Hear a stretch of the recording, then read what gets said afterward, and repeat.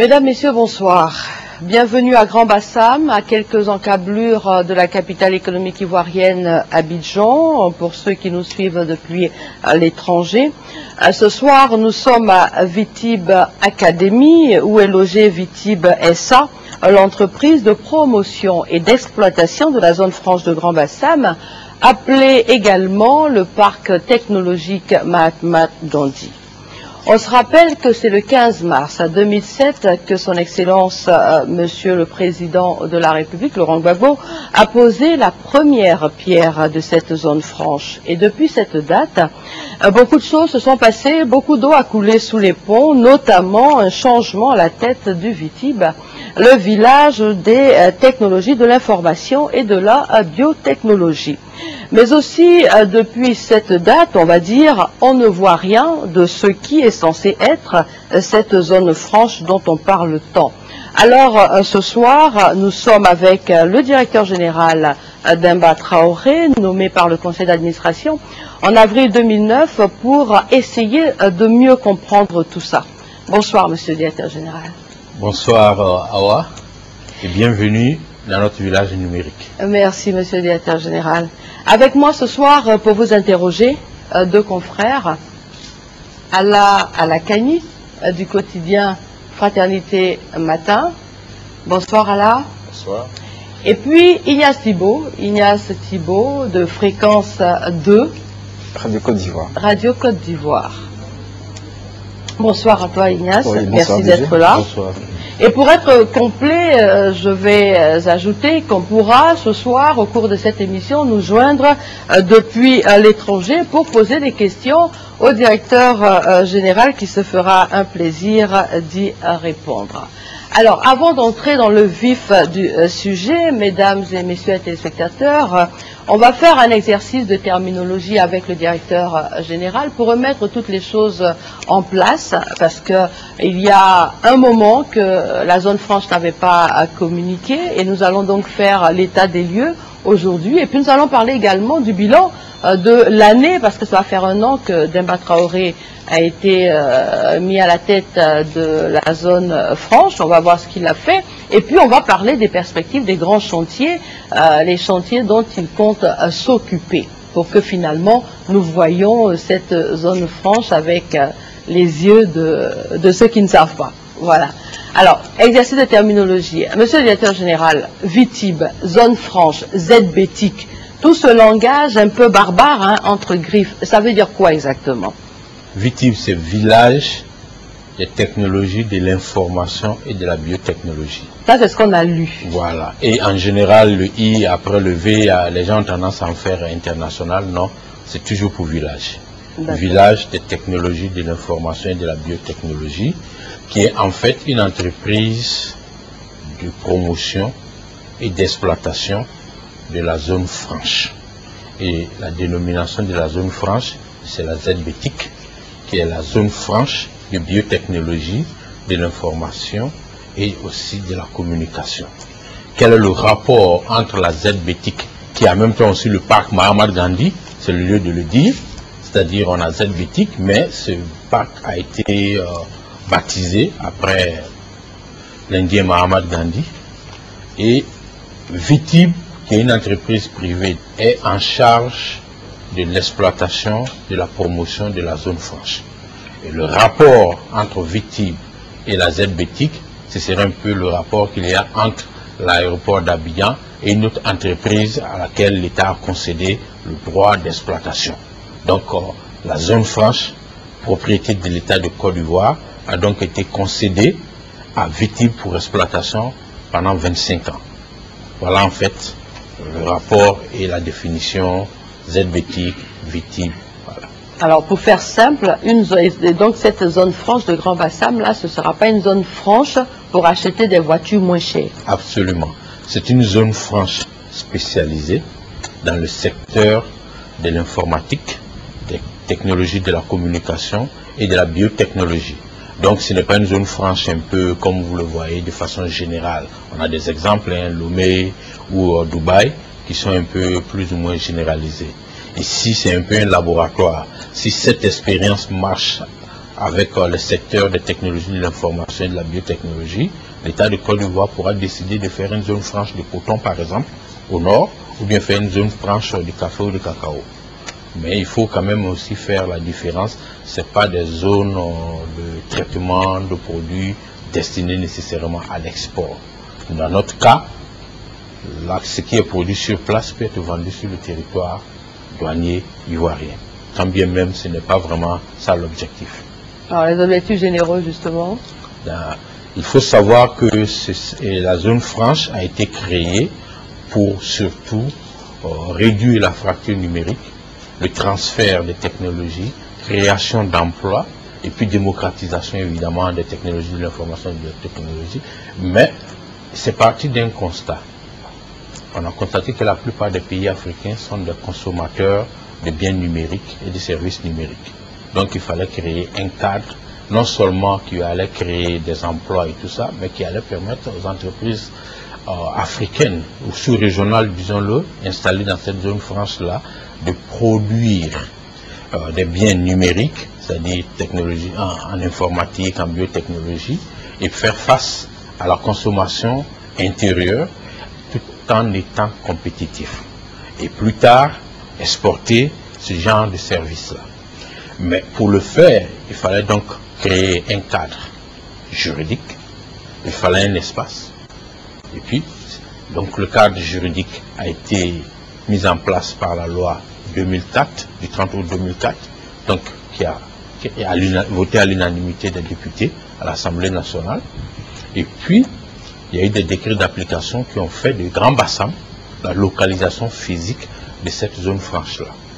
Et à terme, c'est de créer une synergie des entreprises du même secteur et puis permettre les échanges entre ces entreprises-là et donc pour faire face, comme on l'a dit, à la réduction de la fracture numérique, qui n'est rien d'autre que l'écart entre d'accès à l'informatique ou à tout ce qui est numérique entre les pays développés et les pays sous-développés. Donc plus les pays africains ou sous-développés auront accès à tout ce qui est informatique, internet, biotechnologie, moins sera grand l'écart entre eux et les pays développés. Donc cela fait partie aussi des missions assignées à cette zone franche-là. Très bien. Alors, la prochaine question, c'était le fonctionnement, mais nous aurons le temps tout à l'heure d'entrer en détail dans le fonctionnement quotidien de la zone franche. On l'a dit tout à l'heure, hein, en ouvrant cette édition, que c'est le 15 mars 2007 que le chef de l'État, le président Laurent Gbagbo, a posé la première pierre de cette zone franche. Et nous allons suivre dans cet élément le point sur l'état des lieux. Avec Ange Gosset, on va voir ce qui s'est passé depuis et nous allons engager la discussion sur le plateau.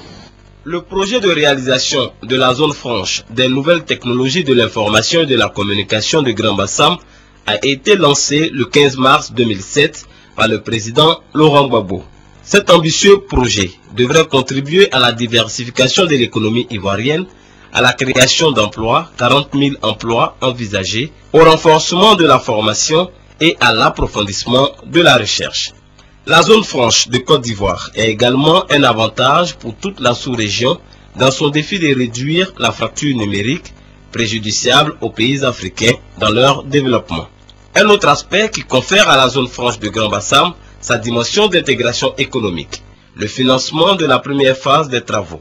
Exim Bank de l'Inde intervient à hauteur de 9 milliards, la Banque d'investissement et de développement de la CEDEAO pour 5 milliards, la BOAD pour 13 milliards, tandis que l'État de Côte d'Ivoire s'emploiera à verser 5 milliards pour la purge des droits coutumiers aux propriétaires terriens et exploitants des 120 hectares requis pour la construction des premiers édifices. Ce financement est bouclé depuis 2009. D'ici le mois de mars, vous viendrez à Bassam, vous verrez les machines au travail, vous verrez que le rêve est devenu réalité. De cette date à aujourd'hui, les travaux de voirie, réseaux et divers, l'hôtel des entreprises, la réhabilitation de l'ex de Ziao, désormais Vitib Academy, n'ont pas démarré. Et les Ivoiriens s'interrogent sur l'avenir de ce projet qui avait suscité tant de fierté et d'espoir d'emploi. Je rappelle que sur ce plateau, j'ai avec moi Alain Alakani du quotidien Fraternité Matin et Ignace Thibault de Fréquence 2 Radio Côte d'Ivoire.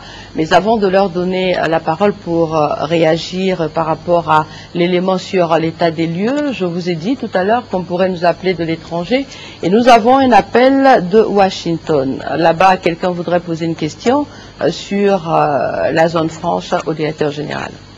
Bonjour, chers amis. Merci à monsieur le directeur général de VITIB pour l'opportunité qu'on me donne d'intervenir sur un sujet qui vraiment nous tient à cœur au niveau de la diaspora. J'interviens à partir de Washington DC et la question que je voudrais poser, elle est pour moi assez simple mais en même temps assez importante. VITIB, le projet VITIB, le projet de la zone franche a été lancé il y a plusieurs années. Mais il se trouve qu'au niveau de la diaspora, il y a une certaine, il y a une insuffisance au niveau de l'information. Ce que je voudrais savoir, c'est qu'est-ce que le DG, M. Demba Traoré, compte faire pour informer la diaspora. Quelle est donc la stratégie marketing et communication vis-à-vis de la diaspora pour attirer la diaspora ivoirienne africaine vers la zone franche de Grand Bassam et les inciter à investir, à y investir. Oui, c'est vrai que en termes d'action concrète en direction de la diaspora, bon, moi-même je suis un produit de la diaspora, c'est de la diaspora que je suis venu pour être le directeur général de VITIB, donc je ne saurais ignorer la diaspora. Mais quand vous arrivez, c'est un village, hein, il y a les réalités du village, donc et vous faites face à ces réalités. Et donc pendant un an, vous l'avez dit, on n'a pas communiqué, et ce n'est pas seulement en direction de la diaspora, mais parce qu'il y avait des contraintes internes auxquelles il fallait faire face. Et nous avons décidé désormais de communiquer. Et très bientôt, au niveau de la diaspora, il y aura des missions pour les sensibiliser, parce que c'est un projet qui ne peut pas réussir sans l'implication de la diaspora. Parce que notre définition du transfert de la technologie, ce n'est pas que les États-Unis, la France, le Japon vont décider à un moment donné de nous donner une partie de leur technologie. C'est justement nos compatriotes qui ont vécu, étudié et travaillé dans les pays développés, qui rentreront au pays et donc mettre au service de leur pays ce qu'ils ont appris, l'expérience de l'autre côté. C'est comme ça que nous pensons qu'il y aura un réel transfert de technologie. Donc de ce point de vue-là, ce projet ne peut pas avancer sans que nous fassions un clin d'œil envers la diaspora. Mais c'était juste une question de priorité. Très bien. Alors on va revenir donc à notre plateau pour entrer dans le vif du sujet avec l'état des lieux en ce qui concerne la zone franche. Première question, monsieur le directeur général, est-ce que, à entendre tout ça, est-ce que la zone franche est un projet qui est encore viable?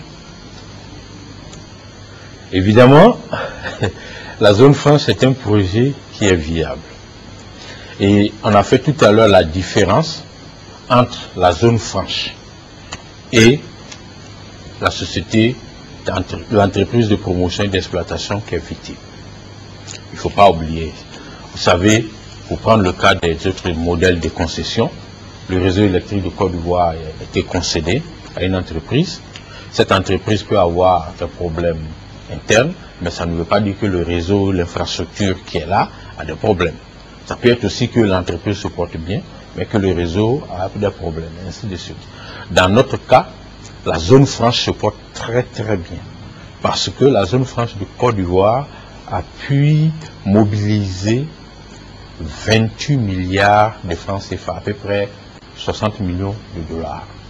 C'est-à-dire que des bailleurs de fonds, notamment la Banque ouest-africaine de développement et la Banque d'investissement de la CEDEAO et l'État indien, le gouvernement indien, ont fait confiance à la zone franche et donc ont emprunté de l'argent à l'État de Côte d'Ivoire pour le développement.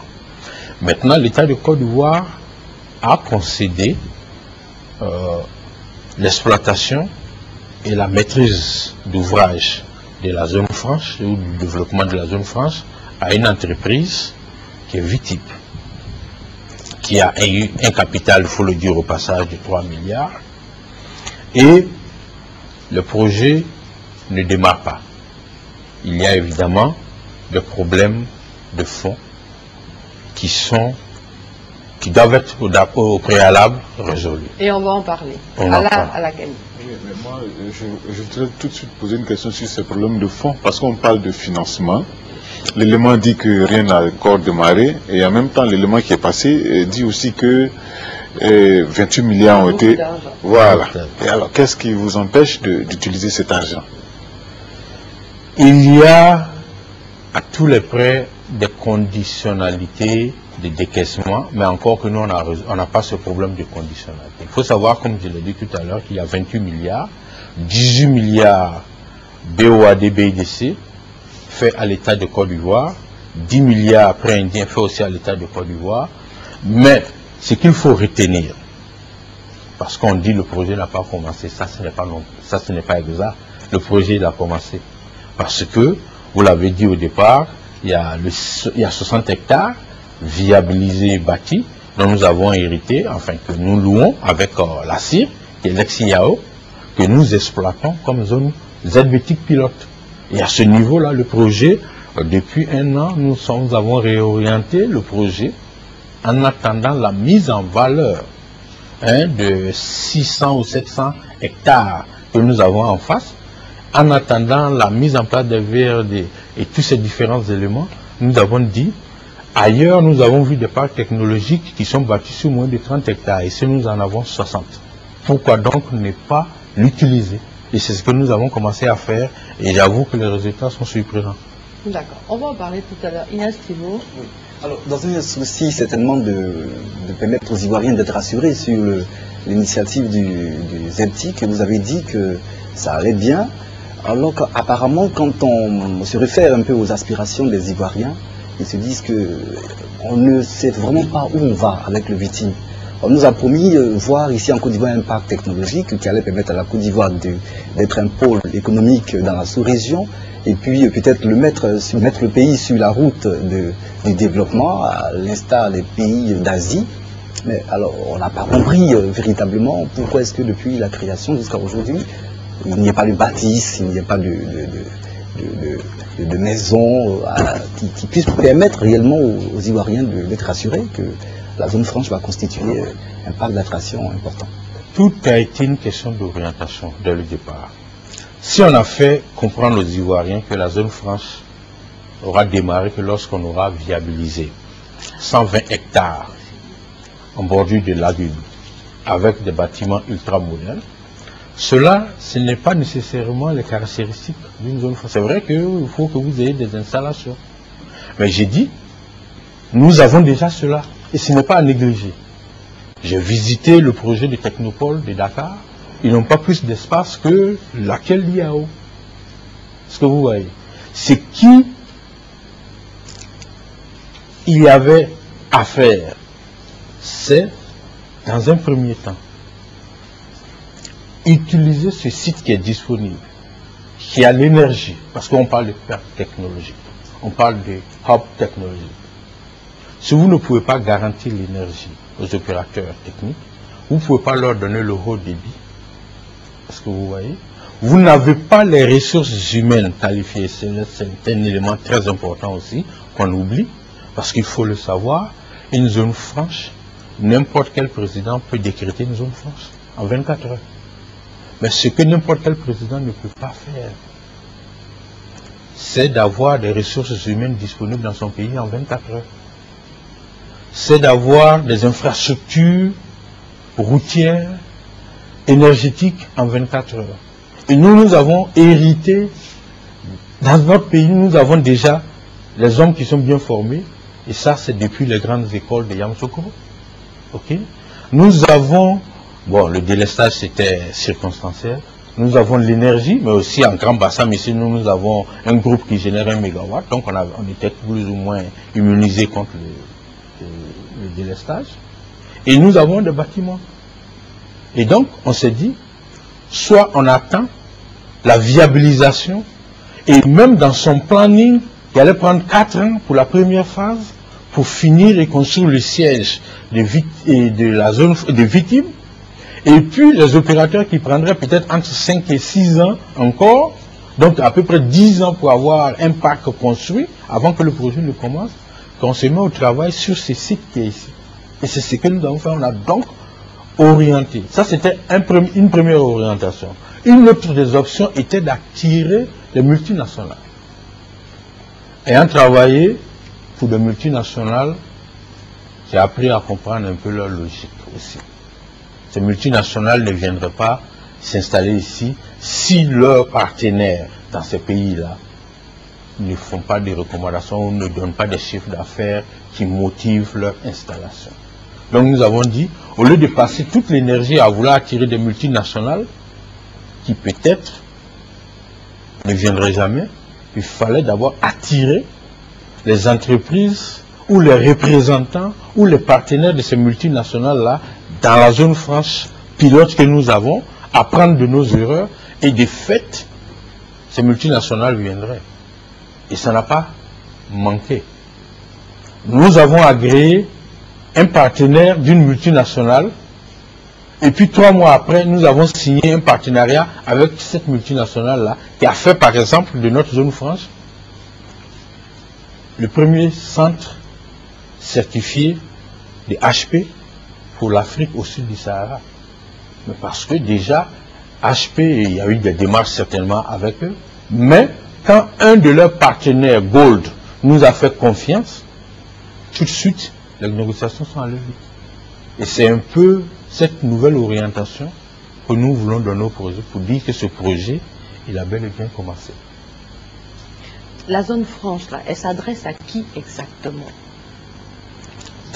La zone franche s'adresse dans un premier temps, dans notre cas spécifique, parce qu'on l'a dit, c'est une zone franche spécialisée dans le secteur des technologies de l'information et de la communication. Donc aux entreprises informatiques en général, aux entreprises biotechnologiques. Biotechnologique, c'est vague, vous voyez.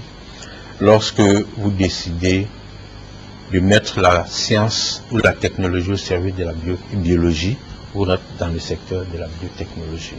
Mais pour le commun des mortels, vous prenez quelque chose, une tomate, en temps normal, peut-être qu'elle va pourrir en 1 semaine, mais parce que vous avez de la distribution à faire, vous devez prendre la tomate ici et l'envoyer dans un pays qui n'en produit pas, et donc vous faites des traitements pour pouvoir modifier, ça vous rentrez déjà un peu dans le secteur de la biotechnologie. Et il y a d'autres secteurs. Donc, ces entreprises qui sont dans ce secteur d'activité-là, nous disons que c'est des entreprises qui qualifient pour être agréées. Mais une zone franche, c'est aussi une ville, quoi qu'on dise. Donc, il y a des entreprises d'accompagnement. Et pour donner l'exemple, il y a un transitaire qui a compris que les entreprises qui vont s'installer dans la zone franche auront forcément besoin peut-être d'importer ou d'exporter, et donc qui est venu se faire agréer. Mais elle ne qualifie pas. Mais nous l'agréons en tant qu'entreprise accompagnatrice. Il y a un centre médical qui a compris qu'il y a des travailleurs qui sont peut-être assurés et tout ça, et qui travaillent sur le site, et qui a décidé de s'installer. Donc nous avons un centre médical, qui a été, une clinique privée qui a été agréée. Donc il peut y avoir des restaurants. Il peut y avoir des restaurants, des écoles, des quincailleries. Oui. Et il faut surtout savoir que, évidemment, peut-être nous arriverons à cela, qu'est-ce qu'il faut, les avantages et tout ça en s'installant ici. Mais je vous donne un exemple, une entreprise qui s'installe ici, qui décide de construire son siège. Tout ce qui rentre dans la construction de ce siège-là est hors taxe, hors douane. Donc, soit les fournisseurs locaux décideront d'avoir du matériel sous douane, donc vendront aux entreprises qui sont installées dans la zone franche, ou bien les entreprises installées ici vont importer, puisqu'elles ne paieront pas de douane et d'impôts sur ce qu'elles importent pour la mise en place de la zone franche. Donc, tous les secteurs d'activité ont leur place ici, mais comme on dit, il y a une classification, il y a des entreprises agréées, c'est celles qui opèrent dans le secteur de l'informatique et de la biotechnologie, et il y a les entreprises qui nous accompagnent, qui accompagnent les autres. Au passage, disons-le, les entreprises, les institutions financières aussi qualifient. Parce que justement, les entreprises qui vont s'installer peuvent avoir besoin d'argent, de prêts, donc des banques. Nous avons même prévu un district financier. donc des banques. Et la particularité des banques installées ici, c'est qu'elles pourraient avoir, les entreprises pourraient avoir leur compte en devise, par exemple. Voilà. Ignace? Oui, alors revenons sur les entreprises, si vous le voulez bien. Vous avez dit que les biens, ces entreprises qui allaient s'installer au sein de Vitib allaient être exonérées d'un certain nombre d'impositions, de taxes donc. Elles allaient jouir de faveurs incitatives, de mesures sociales avantageuses, de la liberté de transfert de capitaux. Est-ce que celles que nous avons ici sur le terrain bénéficient de ces largesses? Si elles s'installent dans la zone franche, elles en bénéficieront.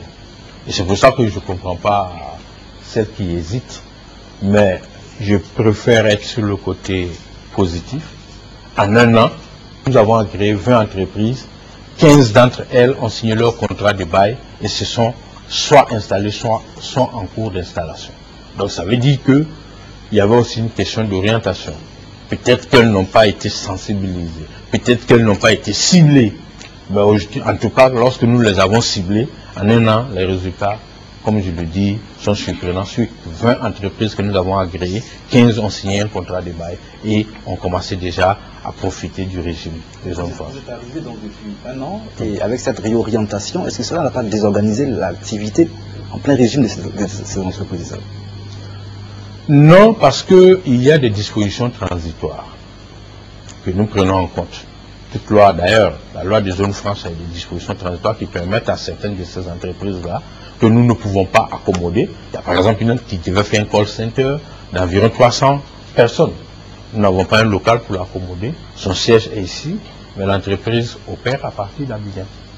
Il y en a qui, évidemment, ce n'est pas du jour au lendemain que les gens quitteront Abidjan pour venir acheter du matériel informatique à Bassam. Donc, bon nombre d'entreprises sont ici, ont par exemple une partie de leur équipe ici, mais ont des représentations commerciales à Abidjan. Il y en a où c'est simplement des problèmes de logistique. Elles ont employé des gens qui vivent à Abidjan. Depuis 10 jours, bon, elles doivent délocaliser. Mais en attendant, qu'est-ce qu'on fait? À ce niveau, nous sommes en train de discuter pour pouvoir mettre à la disposition de ces entreprises-là des moyens de transport, par exemple. Donc des moyens de transport subventionnés. Mais nous pensons profondément que quitter Abidjan pour venir travailler à Bassam, c'est pas facile et ce n'est pas encouragé. Vous voyez, nous estimons que lorsqu'on travaille à Bassam, il est plus facile de loger à Bassam. Et donc, nous disons à ces entreprises-là de trouver des moyens pour encourager leur personnel qui le peuvent, parce qu'il faut le dire, certains ne peuvent pas. Ils le peuvent, de venir, de délocaliser à Bassam. Et je pense qu'un certain nombre d'opérateurs immobiliers ont anticipé sur cela déjà à Grand Bassam. Donc, par rapport à la zone franche, on commençait à faire des opérations immobilières pour accueillir. Mais nous-mêmes aussi, au niveau de la zone franche, c'est prévu, des appartements. Donc, on lance un appel aussi à des opérateurs immobiliers, parce que l'avantage, si vous décidez d'aller construire, par exemple, des appartements à 100 mètres de la zone franche, le ciment, tout ce qui rentre dans la construction de vos bâtiments, c'est taxé et vous allez dédouaner. Or, si vous construisez dans la zone franche, c'est hors taxe, hors douane. Mais cela ne veut pas dire que votre activité est hors taxe, hors douane. Est-ce que vous comprenez la différence? Voilà. Et l'un des points d'ailleurs que ces entreprises allaient permettre à la population d'avoir comme avantage, c'était l'emploi, le problème de l'emploi en Côte d'Ivoire. Quand le projet a été lancé, on a dit que les Ivoiriens allaient avoir une occasion toute faite de travailler. Et les jeunes étaient très motivés. Alors pour celles qui sont déjà là, concernant l'emploi, qu'est-ce qui a été déjà fait? À terme, c'est 40 000 emplois, ça fait beaucoup. Mais je peux vous dire que parmi les 20 entreprises que nous avons créées, les 15 qui se sont installées, aujourd'hui, nous comptabilisons environ 336 emplois créés dans la zone franche. Nos projections pour 2010, c'est autour de 400 emplois. Et ainsi de suite. Donc, c'est réel. Mais évidemment, on dira, bon, il y en a qui avaient déjà des employés. Bon, ces chiffres-là, nous les tenons des entreprises parce que quand même, nous leur demandons des projections, combien de personnes vous employez et tout ça. Mais il y a des avantages. Il faut savoir même sur l'impôt sur les salaires et tout ça. Vous comprenez? Ce sont les employés qui payent à l'État de Côte d'Ivoire des impôts par rapport à leurs revenus, mais les employeurs n'en payent pas par exemple. Ça fait partie des avantages. Donc elles ont intérêt, effectivement, à s'installer ici. Et puis, et nous estimons que l'État gagnera en retour sur les emplois créés, un impôt sur le salaire par exemple. Alain Lacagny. Oui, les premiers qui sont installés, dans quel secteur d'activité elles opèrent? Puis une autre chose, c'est que quand je vous ai écouté parler, j'ai eu une inquiétude. Vous ne craignez pas que des entreprises profitent de ce qu'il ici, il y a le système d'exonération et fassent de la fraude, parce qu'il y en a qui sont ici et en même temps, je vous ai entendu dire ça, elles sont en ville. Vous ne pensez pas que... Bon, ça c'est... Il faut savoir que quand la loi de la zone franche a été votée, évidemment, il y a eu des dispositions qui ont été prises, et notamment délégation des services publics. Et nous-mêmes, pour accélérer la procédure et aussi faciliter la collaboration entre les impôts, la douane et les entreprises, on a créé un guichet unique qui aujourd'hui fonctionne. C'est-à-dire que la douane a créé un bureau de douane pour la zone franche. Les impôts ont créé un bureau du personnel nommé, de telle sorte que quand une entreprise est exonérée d'impôts, ça ne veut pas dire qu'elle ne fait pas de déclaration. Parce qu'il faut savoir que nous percevons 2,5% de son chiffre d'affaires en tant que victime. Donc il faudrait bien que ce chiffre d'affaires-là soit déclaré. Donc il est déclaré aux impôts. Maintenant, la loi dit que la zone franche doit être dans une ancêtre close. Donc, ça veut dire quoi? Lorsque vous importez du matériel qui est exonéré de douane, il va être convoyé dans la zone franche par la douane pour s'assurer que ça vient effectivement dans la zone franche. Il y aura cette exonération qui sera mise en place. Si vous ajoutez de la valeur à ce qui a été importé, si c'est des pièces que vous avez importées, que vous avez assemblées, par exemple pour monter des ordinateurs, ces ordinateurs, une partie sera vendue dans la zone franche. Parce que les entreprises elles-mêmes déjà, qui sont installées dans la zone franche, étant des entreprises informatiques, vont en consommer. Donc ça va être une vente directe. Et comme eux ne payent pas d'impôts ou de douane, donc ça va être du matériel hors douane qu'ils vont acheter directement. Mais si vous devez exporter ou vendre sur le territoire douanier, c'est comme si vous exportez. Est-ce que vous voyez? À partir de ce moment-là, la douane est là pour s'assurer que ce qui va sur le territoire douanier. Mais ne nous trompons pas, ce n'est pas nous victimes qui devons faire le travail de la douane et des impôts à leur place. Ils nous accompagnent, nous les accompagnons. Vous êtes facilitateur, c'est sûr que si une entreprise a des problèmes avec la douane, elle viendra vers vous. Il y a une entreprise qui est ici parce qu'elle a envie d'avoir des véhicules qu'elle ne veut pas acheter avec les taxes. Est-ce que elle peut un cas pratique, oui, voilà. C'est ma voiture de fonction. Vous l'avez achetée? Nous l'avons achetée hors taxe, hors douane. Et donc on l'a, quand vous regardez la taxe sur les véhicules neufs, c'est 44%. Je veux dire le frais de douane, les 18% de TVA, quand vous ajoutez ça à 44%, ça fait 62%. Donc nous avons la voiture à 38% de sa valeur. Vous voyez donc ce que les entreprises qui ne viennent pas s'installer perdent. Mieux, le carburant, nous l'avons hors taxe, hors douane. Aujourd'hui, nous, victimes et toutes les autres entreprises agréées, ont le carburant, le litre autour de 386 francs. Parce que pour une entreprise installée, dans l'investissement et le fonctionnement est hors taxe, hors douane. Donc si il y a des véhicules de fonction, il y a du carburant, il y a des ordinateurs, le matériel de bureautique, tout ça c'est hors taxe, hors douane. Alors question, on fait comment pour venir s'installer ici? Très facile. Pour ne pas donner tous les cas de figure et vous ennuyer, nous invitons les entreprises qui sont installées à aller sur notre site internet vitib.ci. Là-bas, vitib.ci, vous trouverez toutes les informations, mais c'est très simple. Nous demandons que les entreprises qui existent déjà aient un registre de commerce, un statut de leur entreprise, une projection du chiffre d'affaires et puis une note pour un peu décrire le promoteur du projet. Et quand vous déposez cela, ouais, c'est simple. En 48 heures, vous êtes agréé, pourvu que vous soyez dans le secteur des technologies, de l'information, ou de la biotechnologie, ou dans le secteur des finances. Et si vous êtes accompagnateur? Si vous êtes accompagnateur, tout ce qu'on fait, on vous autorise à vous installer. Vous n'avez qu'à prouver que vous existez en tant qu'entreprise avec les statuts et tout ça. Mais comme on le dit, vous n'avez pas les mêmes avantages que les entreprises qui sont éligibles. Pour le transitaire qui s'est installé, ils nous ont donné un dossier, on a voulu se rendre compte qu'effectivement c'est une entreprise qui est viable. Et donc, on leur a donné l'autorisation.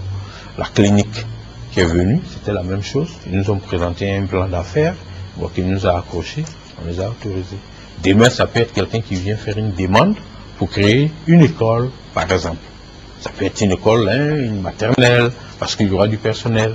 Ok? Et donc, si cette personne décide, par exemple, de construire son école, si ses besoins c'est 1 hectare ou 10 hectares, on met à sa disposition un terrain par bail amphithéotique entre 15 et 99 ans, parce qu'on ne vend pas les terrains.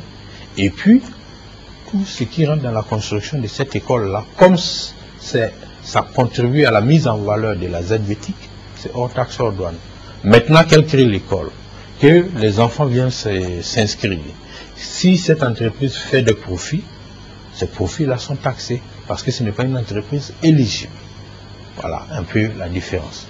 D'accord. Alors, si la réalisation le veut bien, on va essayer d'entrer en contact avec quelqu'un qui veut parler au directeur général depuis Atlanta, je crois.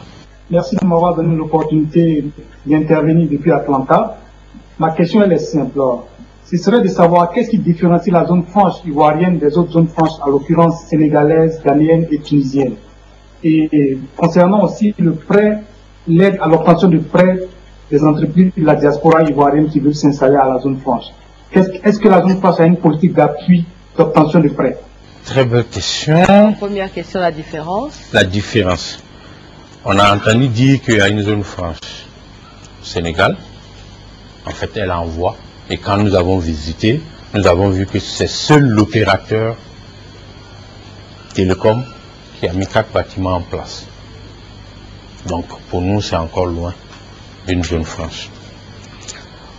Au Ghana, il y a une zone franche, mais c'est beaucoup plus ce qu'on appellerait des export processing zones, c'est-à-dire des centres de traitement destinés à l'export. Donc, on met une limite sur ce que vous pouvez vendre. Dans le cas Dakar, nous sommes aussi allés leur rendre visite pour voir un peu, évidemment, qu'est-ce qu'ils font. On a constaté que là-bas, c'est 70% de ce qui est produit est destiné à l'export par la loi. Et puis, seulement 30% peuvent être vendus. Et puis là-bas, c'est beaucoup plus généraliste.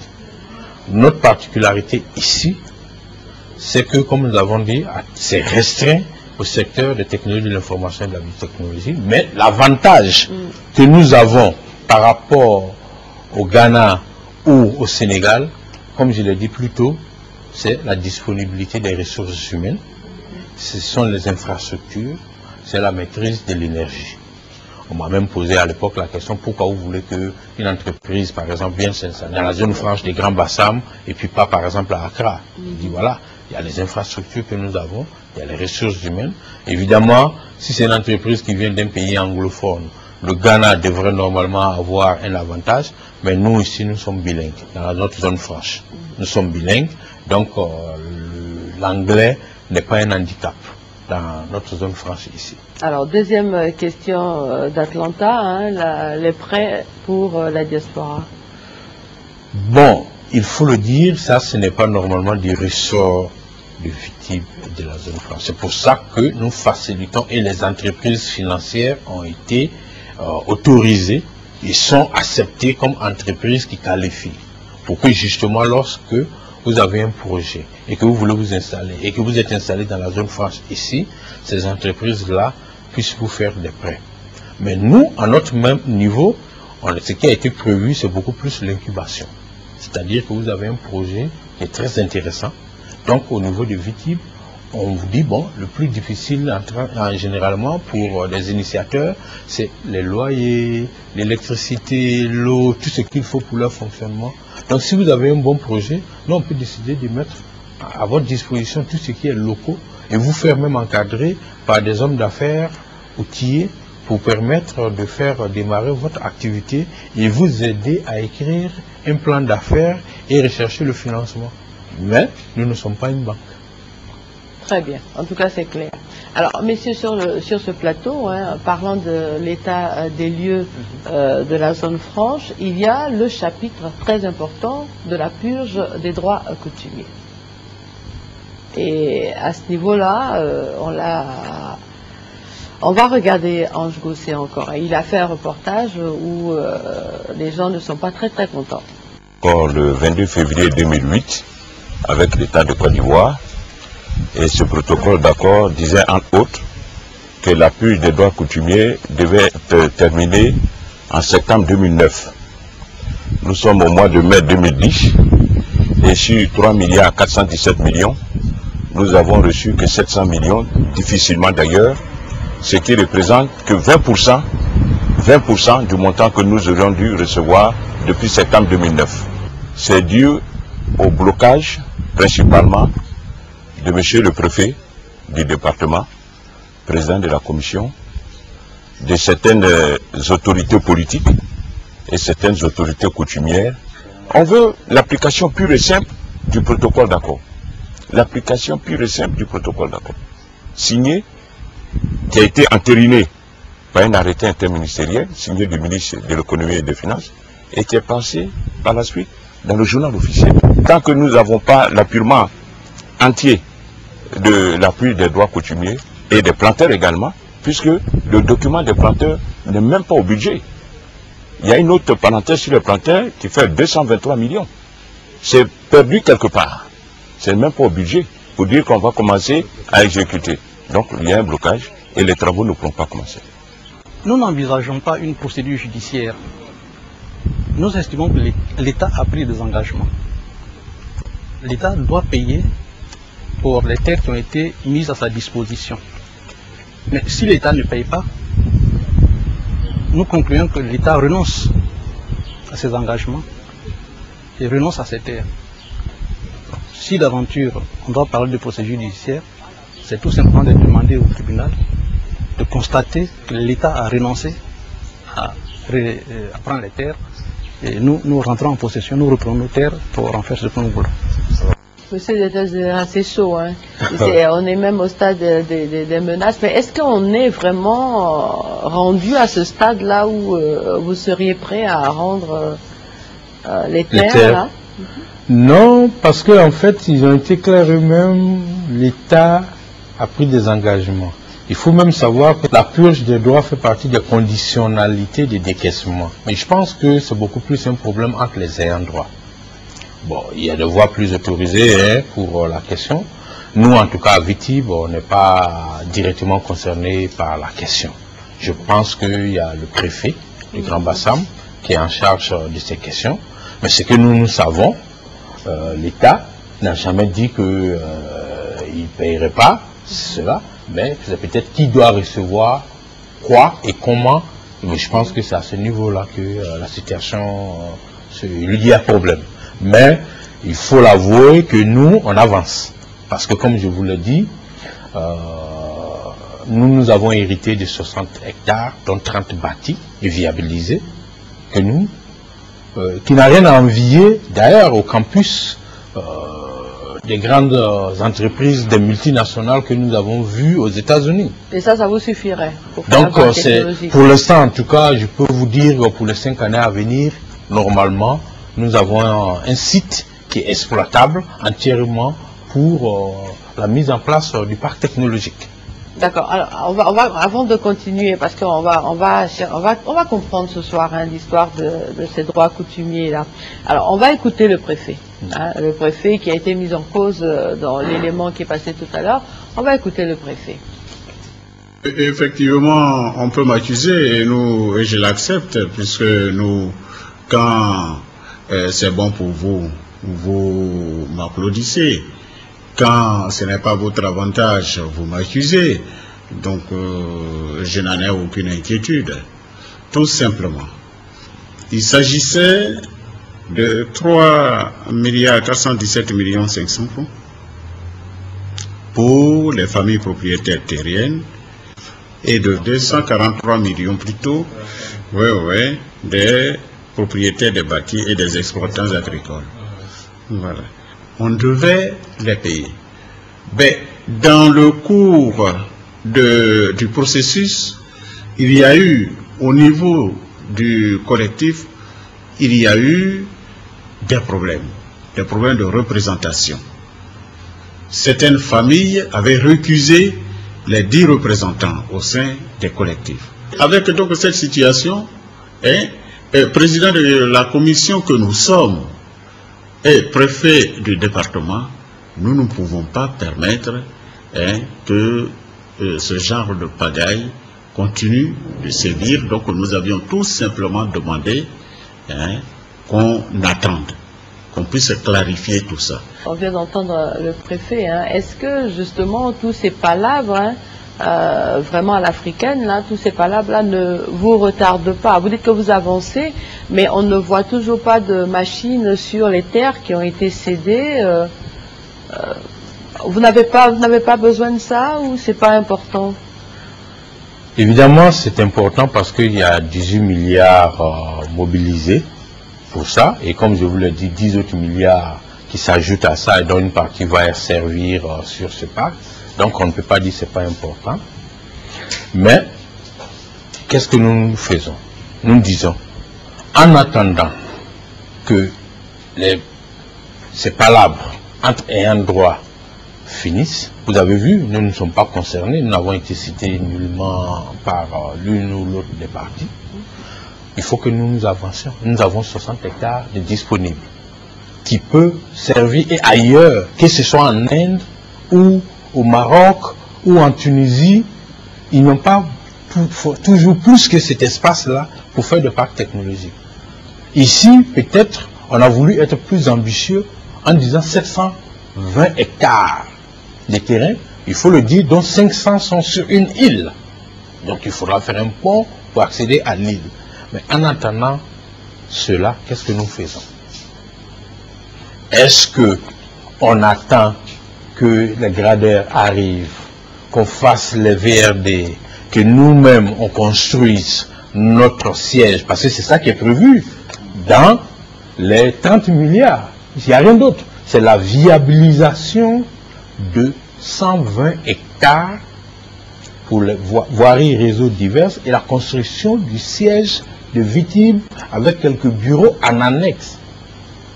Mais après ça, lorsque vous avez cédé les terres aux entreprises qui s'installent, vous ne contrôlez pas forcément le rythme auquel elles construisent. Les entreprises qui peuvent s'installer et occuper les appartements et les locaux que nous avons ici, nous les invitons à venir fonctionner à partir d'ici. Et de toutes les façons, ayant leur siège ici, nous percevrons notre redevance. Et puis nous disons, il y a encore 30 hectares de non bâtis. Ça permet de berger un certain nombre d'entreprises. Donc cette réorientation-là, en attendant de clarifier la situation de l'autre côté, nous devons avancer. Nous, aujourd'hui, nous avons la réponse à ça commence quand? Nous disons, nous avons commencé une quinzaine d'entreprises, dont une multinationale, sont présentes et ont commencé à bénéficier des infrastructures qui existent. Alors, on va parler de ça. Une question sur les droits coutumiers. Alors, pour clore ce chapitre-là, on va juste écouter le maire de Grand Bassam qui appelle justement tout le monde au consensus pour qu'on règle cette affaire de purge des droits coutumiers. Appeler tout le monde à l'apaisement.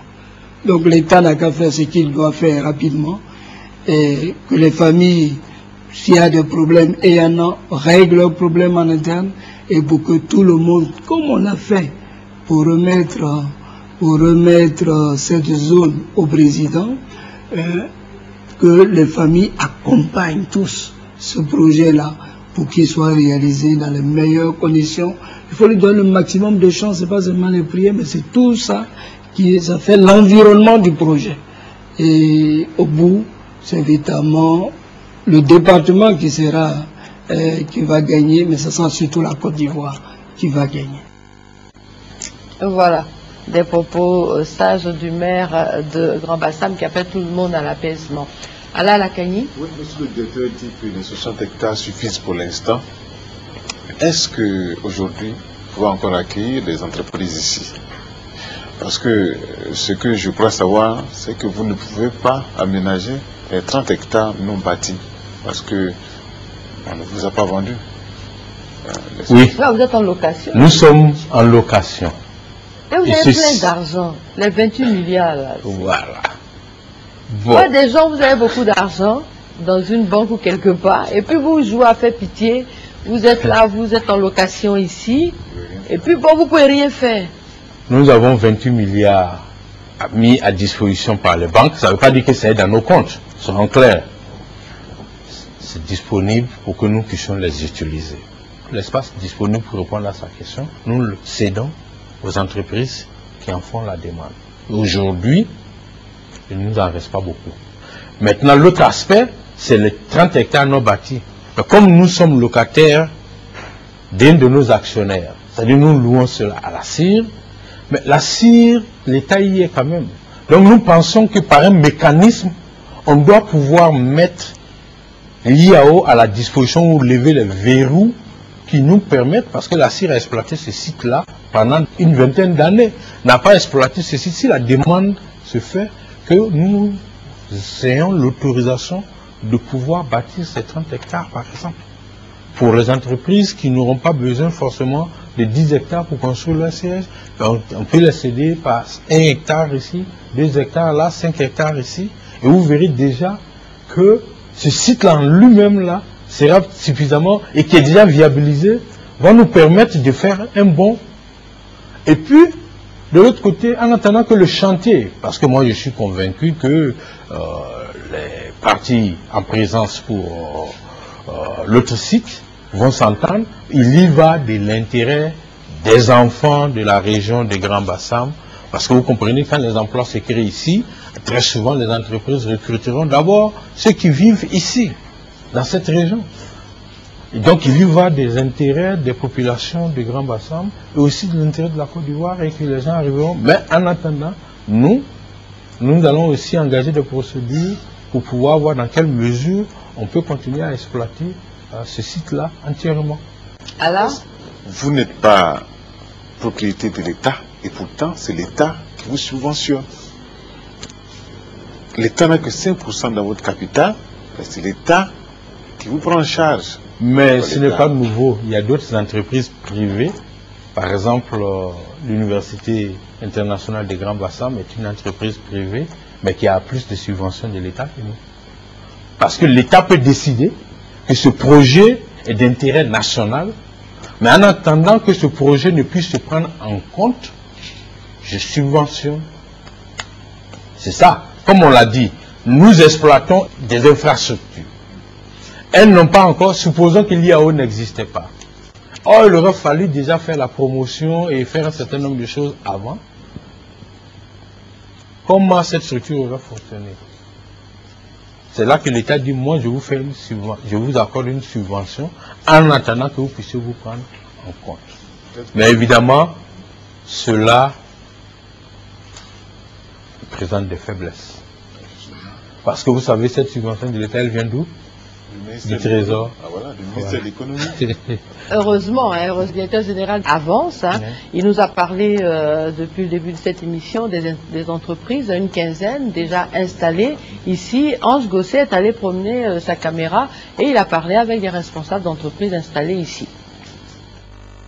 De bénéficier de ce régime de la zone franche, notamment les exonérations à l'importation, à l'exportation, nous permet une meilleure optimisation de nos stocks et de garantir des fortes valeurs ajoutées en termes de transformation de produits et notamment de services ou de développement informatique. Ce que j'ai constaté, c'est que le VTIP va susciter la rentrée de partenaires et de nouveaux partenaires pour permettre une importation, bien sûr sous exonération, en vue d'une transformation et d'une réexploitation vers les autres pays. Donc c'est pour cela que nous avons visé nous installer dans ce village-là pour nous permettre d'être plus proches de ceux qui y sont déjà et de nous permettre, parce que le commissionnaire agréé en douane que nous sommes en amont et en aval de toute opération ou transaction au plan international. La position en zone franche nous met en relation avec des partenaires, des sociétés qui sont très pointues dans le domaine high-tech et qui veulent et qui recherchent des partenaires suffisamment bien installés et qui leur offrent la possibilité de pouvoir être performants. Parce que la plupart des sociétés qui veulent s'installer, ils partent sur le coup de la compétitivité. Je souhaite que toutes les autres entreprises viennent sur le site Vitib. C'est une grande opportunité d'affaires, surtout pour prendre une rentabilité, compte tenu des dispositions fiscales et douanières. C'est pourquoi nous sommes là. Et nous incitons les autres partenaires et opérateurs économiques à venir s'installer et ils verront qu'ils n'ont pas fait un mauvais choix. Ignace Thibault ? Oui. Alors nous allons revenir donc sur l'activité de ces entreprises que nous venons tout à l'heure de découvrir. Vous avez dit tout à l'heure qu'elles étaient 15, au nombre de 15. Ces entreprises donc emploient près de 300 à 400 jeunes. Oui. N'ont-elles pas de problème majeur sur le terrain, ou de problème de productivité ou qu'est-ce qu'elles sont amenées à faire concrètement, à prester comme service? Pour vous donner des exemples, il y a une qui est la première d'ailleurs, qui est Evotech qui s'est installée. C'est la première entreprise qui s'est installée dans la zone France. Donc c'est à juste titre qu'on la cite. Elle a servi de laboratoire pratiquement à temps réel pour nous en allant à travers le procédure et tout ça. Ben, elle fait de la restauration et de la sauvegarde à distance des fichiers. Il y a une autre qui est installée, qui monte des armoires électriques et électroniques et puis les exporte dans la sous-région. Vous voyez un peu. Il y en a qui sont installés, il y a une qui est installée qui est la deuxième, qui est Baleine Informatique par exemple, qui fait des programmes, des logiciels qui permettent aux parents d'élèves de suivre par exemple les devoirs de maison de leurs enfants sur Internet. Ce que vous voyez. Donc, que gagne Vitib donc après la prestation de toutes ces entreprises? Nous gagnons d'abord, elles sont logées ici, donc il y a le loyer, mais j'avoue que ce n'est pas là que nous faisons, nous les attendons parce que nous ne sommes pas des agents immobiliers, mais nous avons 2,5% sur leur chiffre d'affaires. Mais il faut préciser, les 2,5% que nous collectons, c'est ce qui est juste, 2% reviennent à Vitib, 0,5% reviennent aux collectivités locales des grands bassins. Vous voyez un peu? Donc, quand elles s'installent, Vitib, en tant qu'entreprise, gagne quelque chose, mais aussi la collectivité locale des grands bassins gagne quelque chose sur leur chiffre d'affaires. Et depuis combien de temps ces collectivités gagnent quelque chose après l'installation de ces entreprises? Non. Est-ce que nous sommes dans les bilans? Depuis combien de temps? Oui. Normalement, il faut que à l'installation, le chiffre d'affaires prévisionnel est collecté. Là encore, il y a un cadre qui permet de collecter cet argent et de transférer aux collectivités. Nous attendons donc que ces collectivités-là s'organisent afin que nous ayons un interlocuteur pour payer. Vous allez me dire qu'à Vitib, il y a beaucoup d'argent sans propriétaire. Absolument, hein. Et puis un argent auquel on ne touche pas. Monsieur le directeur général, vous avez souvent eu l'habitude de dire que les grandes entreprises ne viendraient pas à Vitib si elles ne sont pas assurées de trouver sur place des personnes qualifiées, certifiées aux normes qu'on connaît. Alors, quelle est la réalité aujourd'hui? Est-ce que vous avez pensé à faire cette formation? Dans un premier temps, nous avons fait l'état des lieux. C'est une étude dont on vient d'avoir les résultats, c'est-à-dire la cartographie. Nous avons beaucoup d'écoles en Côte d'Ivoire qui forment ces jeunes qui sortent avec le BTS et même le diplôme d'ingénieur. Qu'est-ce qu'ils savent faire? Est-ce que c'est adapté à la réalité du terrain, aux besoins des entreprises? Ce n'est pas sûr. Parce que dans le secteur de l'informatique, les choses vont très vite. Et le temps qu'on conçoive un programme, il est pratiquement dépassé. Et c'est ça que les entreprises les multinationales ont essayé de compenser en créant ce qu'elles appellent elles-mêmes des universités. Mais en fait, qui ne sont pas des universités classiques, mais qui sont en fait des universités de certification. Pour dire qu'il n'y a rien d'autre, pour dire à l'employeur que tel employé-là, selon mes normes à moi, est qualifié pour travailler sur mes produits. Et c'est de ça surtout, parce que quel que soit le diplôme que vous allez avoir quand vous sortez dans ce secteur-là, vous allez travailler sur le produit d'un vendeur. Et donc ces certificats vendeurs-là ont commencé à avoir plus d'importance que le diplôme académique. Et c'est ce qui nous manquait. Et nous nous disons à ce niveau-là, en tant que victime, en tant que centre de formation, nous pouvons jouer un rôle pour réduire cet écart. Et c'est là que la certification, nous-mêmes déjà, en tant que centre HP, centre de compétences HP, est salutaire. Parce que nous allons pouvoir prendre des jeunes avec des entreprises sur place et les former. Et un des volets du partenariat que nous avons avec HP, c'est que justement ils appellent ça HP IT Academy. C'est-à-dire nous pourrons faire des partenariats directement avec ces universités et grandes écoles où des modules de formation pourront être dispensés pour en fait, de telle sorte que dès que les jeunes sortent avec le BTS, ils sont qualifiés. Parce qu'il faut le savoir, nous n'avons même pas trop besoin de courir après ces grandes entreprises.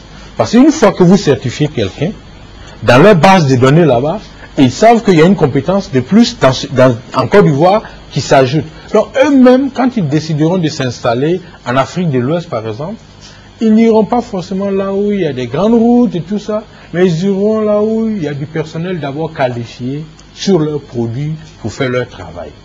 Donc c'est pour ça que nous devons mettre l'accent sur la formation et la certification. Et ça, c'est quelque chose, je dis, en attendant de mettre en valeur les 120 hectares, on n'a vraiment pas besoin de mettre en valeur ces 120 hectares pour former ou réorienter la formation des jeunes qui sont à travers tout le pays.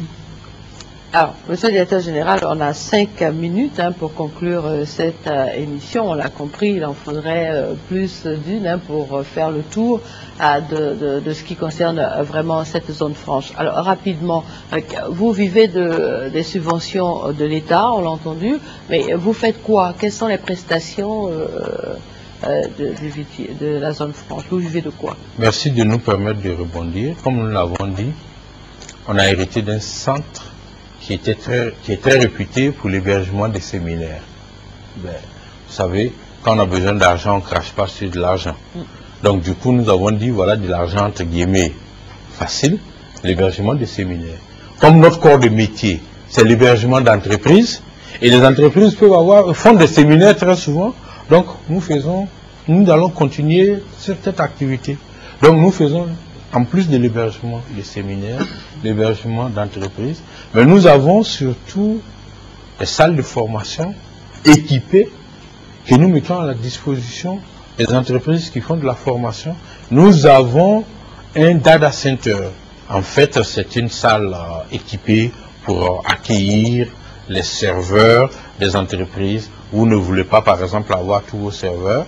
Nous venons d'accueillir un de nos partenaires agréés. Nous leur donnons un espace sécurisé et puis nous leur donnons une connexion Internet de haut débit.